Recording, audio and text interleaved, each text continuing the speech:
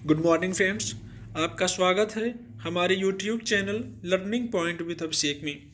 दोस्तों, अगर आप चैनल पर पहली बार आए हैं तो चैनल को सब्सक्राइब कर लीजिए और बेल आइकन प्रेस कीजिए ताकि आपको डेली डिक्टेशन मिल सके। 80 शब्द प्रति मिनट डिक्टेशन स्टार्ट।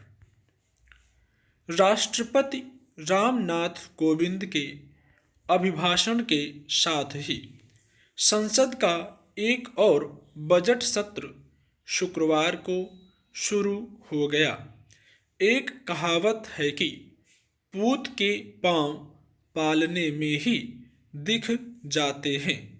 2 चरणों में 8 अप्रैल तक प्रस्तावित संसद के इस सत्र में सरकार और तमाम राजनीतिक दल देश के लिए क्या करेंगे, इसका आभास पहले दिन की शुरुआती कार्यवाही में ही हो गया।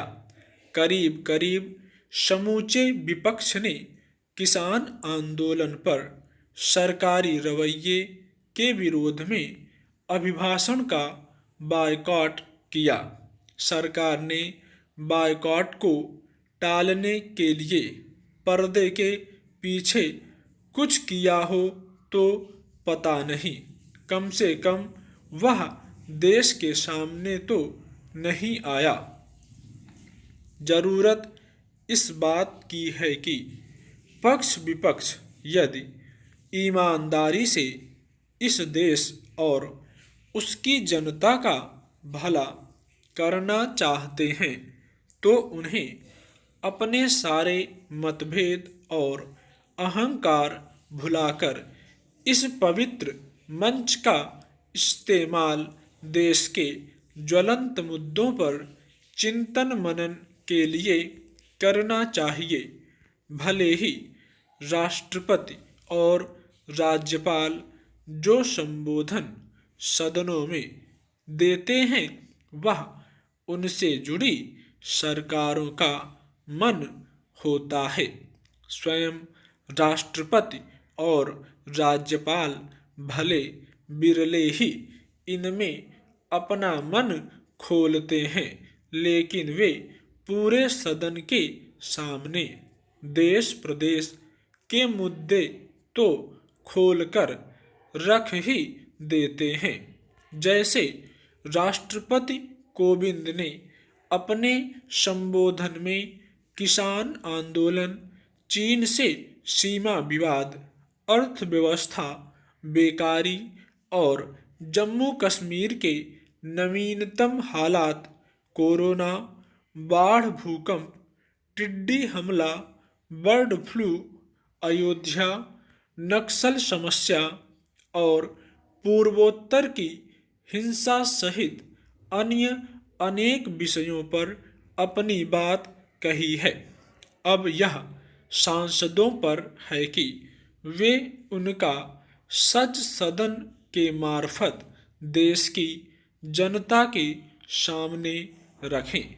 वे ऐसा कर सकते हैं, लेकिन दुर्भाग्य है कि वे दलीय राजनीति में उलझकर ऐसा करते नहीं। पक्ष का आदमी काले को गोरा और विपक्ष का आदमी दिन को रात बताने लग जाता है। इसी से इन सदनों की प्रतिष्ठा को ग्रहण लगना शुरू हो जाता है, जो न केवल उनकी अपनी, उनकी पार्टी की और अंततः लोकतंत्र की छवि को कलंकित करता है। बेशक हमारा लोकतंत्र बहुत अच्छा है, लेकिन हमें उसकी निरंतर झाड़ पोंछ भी करते रहनी चाहिए। जो कमियां इसमें आ रही हैं, खास तौर से अहंकार की, उन्हें पहले दूर करना चाहिए। ऐसा हुआ तो संवाद का रास्ता खुला रहेगा, जो जीवंत, स्वस्थ और मजबूत लोकतंत्र की पहली जरूरत है। अफसोस यह है कि जिन पर इसका दारोमदार है। उनकी कथनी करनी में बहुत फर्क है। यदि हमें वाकई में अपने इन सदनों को प्रभावी बनाना है, जनता का हितकारी बनाना है, तो सबसे पहले इस फर्क को मिटाना होगा।